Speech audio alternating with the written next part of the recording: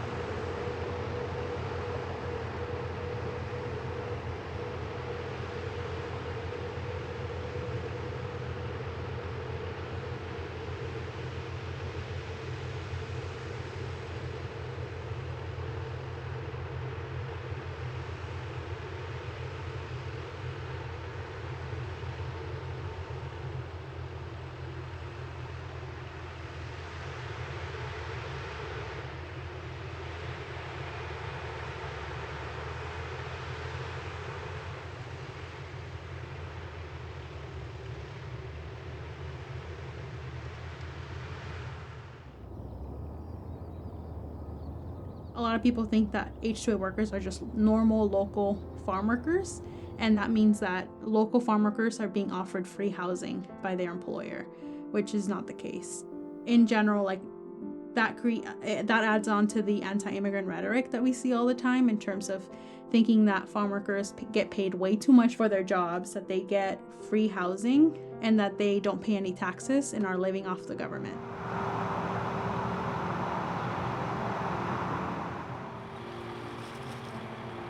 The reason that the federal program exists is to supplement worker shortage. But I think one of the things that we're finding, especially in Santa Maria, is that I can't say that there isn't a worker shortage, but I can say that there are workers who want to be paid better. And a lot of times that's the reason they leave their job.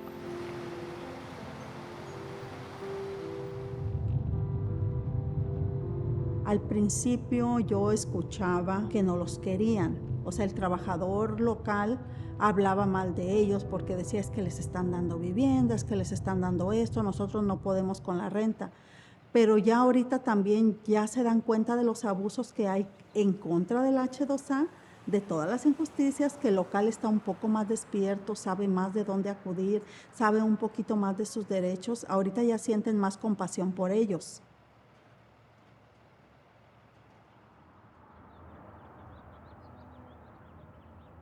H2A workers, in many ways, are more at risk or more vulnerable than undocumented workers.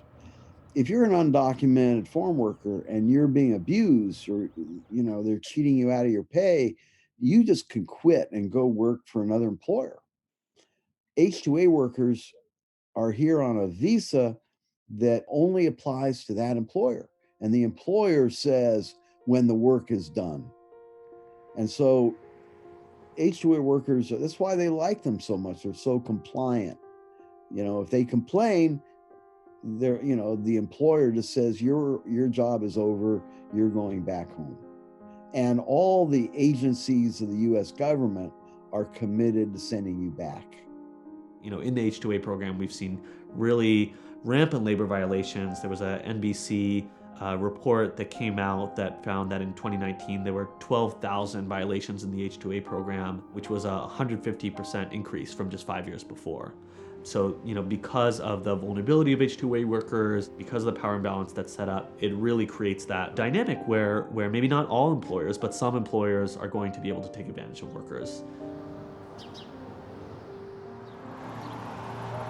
By federal regulations, they need to have 50 square feet of space for sleeping. The prison requirement is 70 to 80 square feet. So often, H-2A workers are really kind of crammed in bunk housing. We've seen huge outbreaks in many of the H-2A labor camps in the Central Coast during the COVID-19 pandemic because of that concrete housing. The federal standards are, 10 workers to a shower head, 10 workers to a toilet. So it is really substandard housing, even though, it's technically kind of meeting the federal guidelines.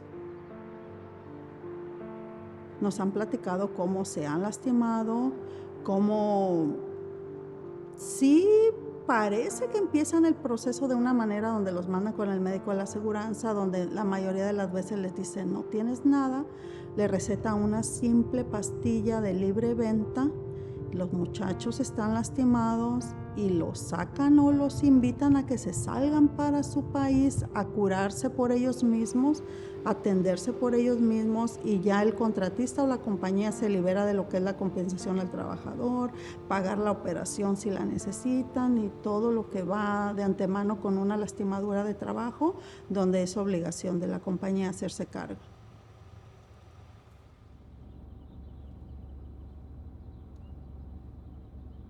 There's kind of three main types of H-2A housing we mostly see. One, probably the most common, is, buying up or renting kind of motels, like cheap motels. You'll see it along Broadway in Santa Maria. The other is buying large houses and, often kind of packing like 20 workers in one big house.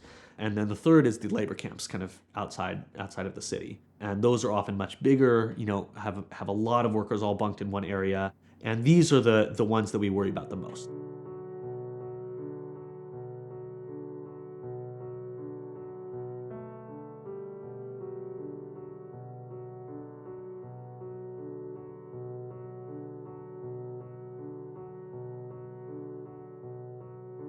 This is, 3,600 workers that they're expected to put here. That's more than 1 in every 10 farm workers right now in Santa Barbara County. It would be, half the size of Guadalupe, which is like a town right next to Santa Maria. So it's, it's almost like its own town that would be built, that would be entirely kind of self-contained. When we've had kind of, people in Santa Maria, kind of anti-immigrant or anti-farm worker people who've said, we don't want these farm workers living in our residential neighborhoods. Now this developer is proposing, well, let's put these farm workers in an industrial area. This is an area not zoned for homes. And it's not zoned for homes because of the fact that it's zoned for things that are toxic and dangerous to people, like chemical plants or oil refineries. And, we have zoning laws that say, we don't want to put people living next to these kind of toxic things. It can be bad for their health, it can be dangerous to them. And we're not giving that same consideration to farm workers. If anything, this project would be treating farm workers like toxic waste, treating farm workers like something that nobody wants in their neighborhood, so let's push it out to the edge of the city. They will be far removed from the community. And if there's any, issues in that industrial area, they will be affected by it. They will be living in that area. We won't be able to accidentally knock on a door of an H-2A worker house and talk to them about their rights. Imagine being a farm worker, making reasonable demands to get paid better, to be offered first aid if you get a cut, to be offered sick time if you're sick, and then literally seeing the city approve this giant housing complex that's not for you when you already live in crowded conditions with 3 other families sharing a 4-bedroom apartment. You're seeing this place being built, and then you are seeing workers coming in. The threat of losing your job is a reality now, because you can see that they approve this housing. Maybe that can snowball to other housing being built for H2A workers, and that means that it I think it solidifies that to farm workers that they are disposable, not only to companies but to our local government. Something else I would say is no coincidence is that Dan Blau is the same person who developed the ICE facility in Santa Maria that folks really fought against, and I think it's no surprise that the same developers who are behind this shift to the H2A program are also connected with ICE and connected with wanting more immigration enforcement, because ultimately the ag industry depends on immigrant workers, right? And so if they're going to crack down on folks who are undocumented and put more and more fear into undocumented farm workers, then they have to have an alternative. And so their alternative has been, let's bring H2A workers. We no longer have to have workers who are here long term and are starting families and are part of our community. We can just have people who are out of sight, out of mind. We can bring them for a season and we can send them back afterwards. And that's really been the mentality. And that's been, in our immigration system, dating back even before, Mexican workers were the majority of farm workers, even back to like the Chinese Exclusion Act and, and Chinese and Japanese workers were farm workers. That's always what, people have wanted in ag industry, in government, of the ability to have a super exploitable workforce that can come in just for a season, harvest the crop, and then be sent back afterwards and not ever be part of the community.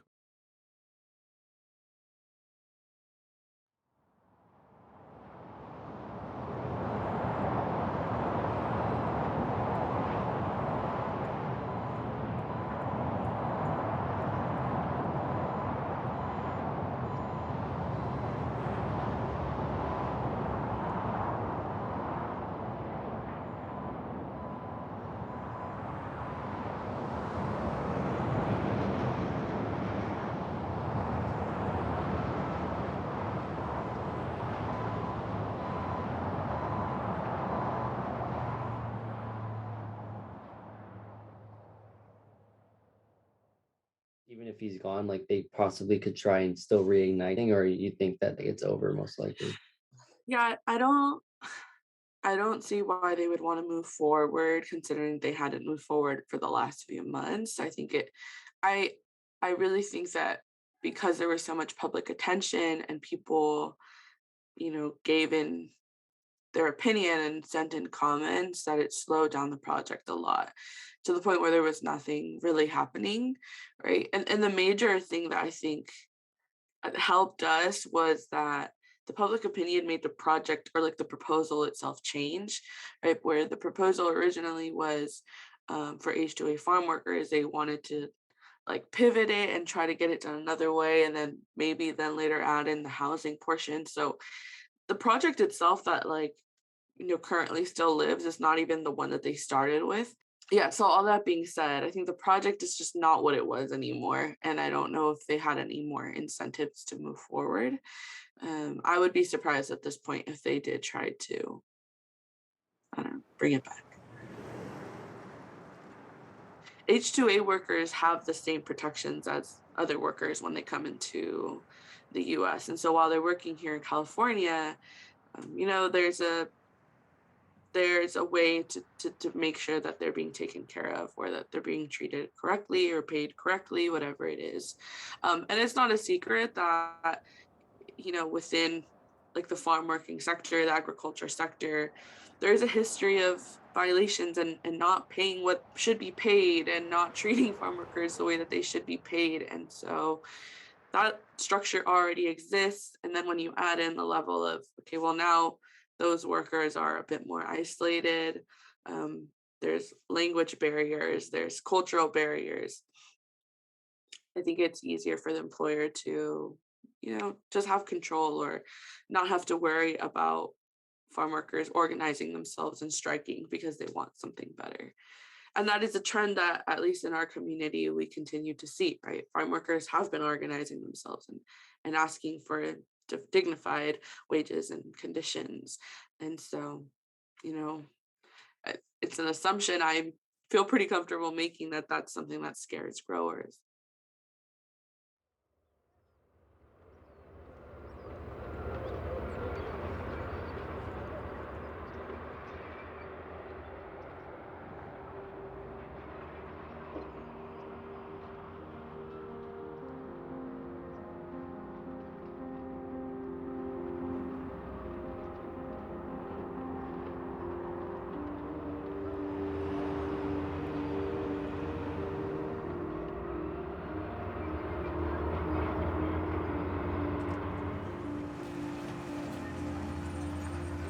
When information like this comes out, people are so misinformed and make judgments and allow their biases to cloud the reality, and don't take a second to just learn about what does it mean to be a farm worker?